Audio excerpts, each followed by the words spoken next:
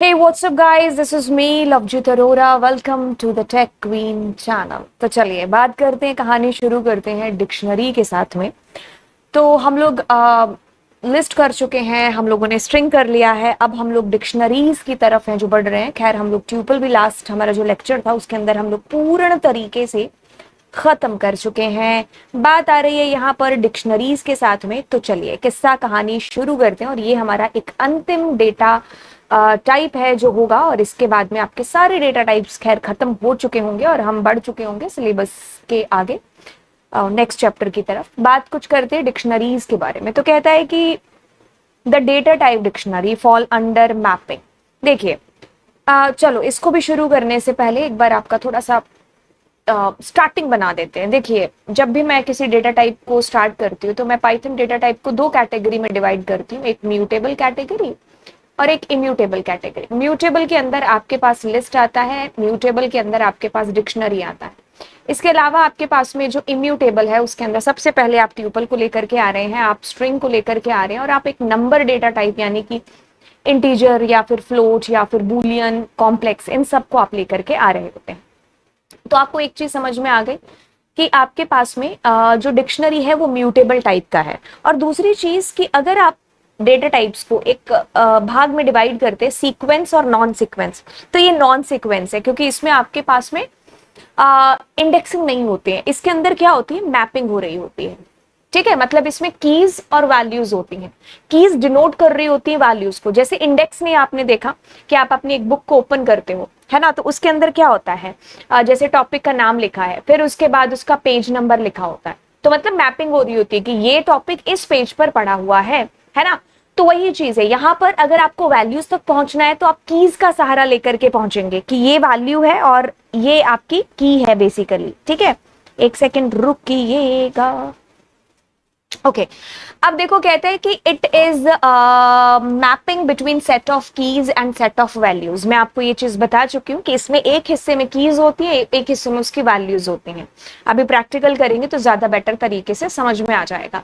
The key value pair है जिसको आप आइटम बोल देते हो। ठीक है, अभी इसको ज्यादा वो ना करते हुए एक बार अगर मैं आपको इसको प्रैक्टिकल करके दिखाऊं तो कुछ भी नहीं है। जैसे पी मेरी एक डिक्शनरी है और करली ब्रैकेट्स का यहाँ यूज हो रहा होता है। खैर सेट डेटा टाइप में भी करली ब्रैकेट्स यूज होता है, पर इसमें क्या होता है कि एक तरफ कीज होती है और बीच में कॉलन होता है और फिर उस तरफ दूसरी तरफ वैल्यू हो रही होती है आपके पास में। ठीक है, तो की के अंदर जैसे लेट सपोज कि मैंने यहाँ पर लिखा रोल नंबर 1। ठीक है, और इधर मैंने लिख दिया यहाँ पर मान लीजिए नाम लिख दिया। ठीक है, तो ये एक पूरा जो पेयर है इसको आप आइटम बोल रहे होते हो, और इसका ये जो लेफ्ट साइड का हिस्सा है ये हमारी कीज होती हैं, और ये राइट साइड का हिस्सा है इसको आप वैल्यूज बोल रहे होते हो। ठीक है, और ये पूरा आइटम्स कहलाता है। A key is separated from its value by colon. बीच में क्या आता है, की और वैल्यू के कॉलन साइन यूज होता है। Consecutive items are separated by commas. अगर इसमें और भी आइटम्स आती हैं जैसे कि for example you are writing here marks as well।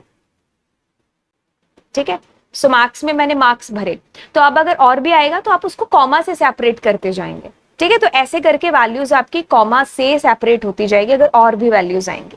Items in dictionary are unordered. इसमें कोई ऑर्डर नहीं है आपका फिक्स। जैसे कि ऑर्डर आपके ट्यूपल के अंदर है, स्ट्रिंग के अंदर है, आपके लिस्ट के अंदर है, जिसमें आप एक सीक्वेंस को फॉलो कर रहे होते हैं क्योंकि उसमें इंडेक्स यूज हो रहे होते हैं, उसमें आप स्लाइसिंग करते हो, उसमें इंडेक्सिंग होती है positive negative.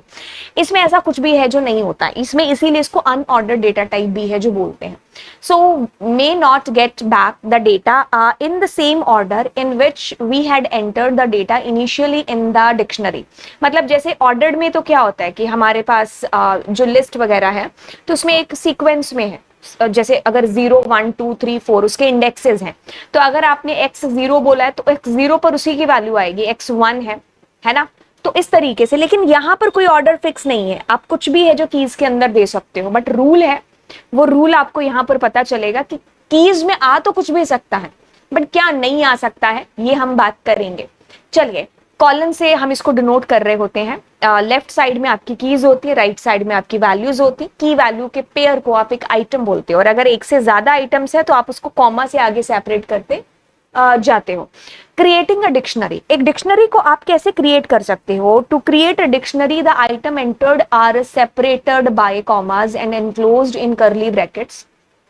Each item is a key value pair separated through colon. The keys in the dictionary must be unique. मैं इस लाइन को एक बार के लिए हाईलाइट करना चाहूंगी. Unique and should be any immutable data type. तो ये जो लाइनें मैंने आपको दोनों हाईलाइट करके दी हैं, ये इंपॉर्टेंट नहीं है. इसको आप कहोगे ना महा इंपॉर्टेंट, तो ये वो लाइनें हैं. तो मैंने आपको यही चीज बोली कि आप कीज दे तो सकते हो, बट क्या नहीं दे सकते हो, क्या दे सकते हो, उसका आपको यहां पर है जो पता चल गया. ठीक है. सो आप इस चीज को याद रखिए कि इसकी कीज हमेशा एक तो यूनिक होंगी और दूसरी हमेशा क्या होंगी, इम्यूटेबल होंगी. तो मतलब कीज में आप कभी भी गलती से भी लिस्ट और डिक्शनरी नहीं दे सकते. ठीक है. तो मतलब अगर आपको मैं ये डिक्शनरी दिखाऊं तो ये क्या है, इम्यूटेबल टाइप है. ठीक है. ये हो सकती है और यहां पर यूनिक ही होगा. अब मान लीजिए अगर आप यहां पर दोबारा से रोल नंबर आप देते हो और उसमें आपने कुछ रोल नंबर फिलअप किया, तो आप रन करोगे तो आपको ऑफ कोर्स एरर जैसी कोई चीज तो नहीं आएगी. लेकिन क्या चीज होगी, अगर आप इसको प्रिंट करते हो जैसे पी को, तो ये जो पुराने वाली वैल्यू है ना, वो नई वाली वैल्यू से क्या हो गई, अपडेट हो गई. तो आपके पास में अब रोल नंबर में जॉय नहीं है, रोल नंबर में 9 है. ठीक है. तो मतलब आप चाह करके भी अगर देने की कोशिश करोगे डुप्लीकेट कीज को, तो ऑफ कोर्स नहीं दे सकते. ठीक है. आपकी ये पुरानी value will be updated by the new value. तो जैसे मैं अगर इसमें एक और की वैल्यू पेयर डालना चाहूं, ठीक है, और इसमें मैं अगर इसमें कर दूं ओपी, तो अब the last value which is OP, तो लास्ट वाली से अपडेट हो जाएगा. ठीक है. आई बात समझ में? चलिए. अब कहानी कहती है कि नंबर, स्ट्रिंग, ट्यूपल कुछ भी हो सकता है, बट हो नहीं सकता है आपका क्या है, म्यूटेबल. तो ये बात मुझे समझ में आ गई कि डिक्शनरी की कीज हो सकती हैं तो म्यूटेबल हो सकती है. आई थिंक आवाज आ रही है. सॉरी, इम्यूटेबल हो सकती है और क्या नहीं हो सकती, विच इज म्यूटेबल नहीं हो सकती हैं.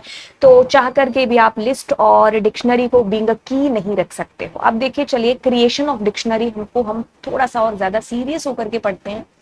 The values can be repeated. हाँ, वैल्यूज रिपीट हो सकती हैं, कुछ भी हो सकता है वैल्यूज के अंदर, वैल्यूज का कोई चक्कर नहीं है. ठीक है. ओके. इसको जब मैंने पढ़ा था ना सबसे पहले, तो मैंने इसको जो कीज थी हमारी, उसको मैंने एक रोल नंबर की तरह माना था. और जब मैंने वैल्यूज की बात की, तो उसको मैंने नाम बच्चों के, जैसे आपके अटेंडेंस रजिस्टर में एक तरफ रोल नंबर होते हैं, दूसरी तरफ उसके नाम होते हैं. तो नाम कुछ भी हो सकते हैं ना. किसी क्लास में एक बच्चे का नाम राम है तो 5 बच्चों का नाम राम हो सकता है, बट किसी का रोल नंबर 2 है तो वो सिर्फ एक ही बच्चे का रोल नंबर होगा, है ना. तो यानी कि रोल नंबर यूनिक होते हैं और कभी बदल भी नहीं सकते हैं. तो रोल नंबर क्या है, अगर किसी का 3 रोल नंबर है अगर आपका, तो वो 3 ही रहेगा. मान लो आप सीबीएसई बोर्ड 12th का पेपर दे रहे हो, तो सीबीएसई ने तुम्हें जो रोल नंबर दिया है तो वो वही तुम्हारा रहेगा ना, बदल नहीं सकता. तो इम्यूटेबल है ना. तो रोल नंबर की तरह ट्रीट करो कि वो कीज है और उसके जो नाम है वो क्या है आपके पास, आपकी वैल्यूज है. ठीक है. अब देखो, कहता है कि dictionary 1 is an empty dictionary created. Okay. तो आपके पास फिर ये करली ब्रैकेट आता है जिसको आप यूज करते हो. तो अगर आप एक खाली डिक्शनरी क्रिएट करना चाहते हो, तो कोई ऐसा बड़ा बॉम्ब नहीं है. आप यहाँ पर ये खाली डिक्शनरी आप ऐसे क्रिएट कर दोगे और अगर आप इस पी को प्रिंट करोगे तो जो प्रिंट होना है वही होगा, यानी कि पूरी डिक्शनरी आपकी प्रिंट हो जाएगी खाली. अब आप इसका अगर एक टाइप भी है जो पता करने की कोशिश करोगे, तो यहाँ पर कुछ ऐसे, ठीक है. और आपके पास में we have a function also which name is DICT function. So through that also we will be creating the dictionary, जो कि खाली डिक्शनरी है. ठीक है. आप इसको भी अगर एक प्रिंट करते हो पी को, तो आपको एक खाली करली ब्रैकेट्स के समेत एक डिक्शनरी दिखाई देगी जो कि एक एम्प्टी है.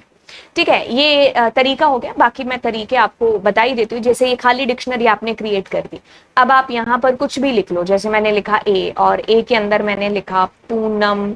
ठीक है. अब मैंने लिखा पी का 0. मैं जानबूझ करके सारे वैल्यूज को दे रही हूँ. और मैंने यहाँ पर लिखा ओम. मैंने लिखा पी के अंदर let suppose I am giving 4.5 and then I am giving OP. So अगर मैं इस डिक्शनरी को ऐसे प्रिंट कराती हूँ, तो आप ये चीज पाओगे कि इसमें ये जो हिस्सा है that is coming as a key and the value that is coming दूसरी side of your assignment operator. ठीक है, तो इस एक नामक की के अंदर पूनम नामक जो वैल्यू है वो असाइन हो रही है, और 0 नंबर की के अंदर। तो देखो इसमें कोई सीक्वेंस तो फॉलो नहीं हो रहा ना, आप अपनी मर्जी से कहीं 0 पुट कर रहे हो, कहीं 1, जो मतलब दिस इज आप कह लो कि भाई इसमें आपका जो इम्यूटेबल टाइप है वो नहीं आ सकता, और इसमें कोई सीक्वेंस भी फॉलो नहीं होता, इसमें मैपिंग हो रही होती कीज और वैल्यूज की। एक तो मच्छर खा गया यार, हाँ आधा खून तो इन लोगों ने जला दिया, पढ़ाने दो यार।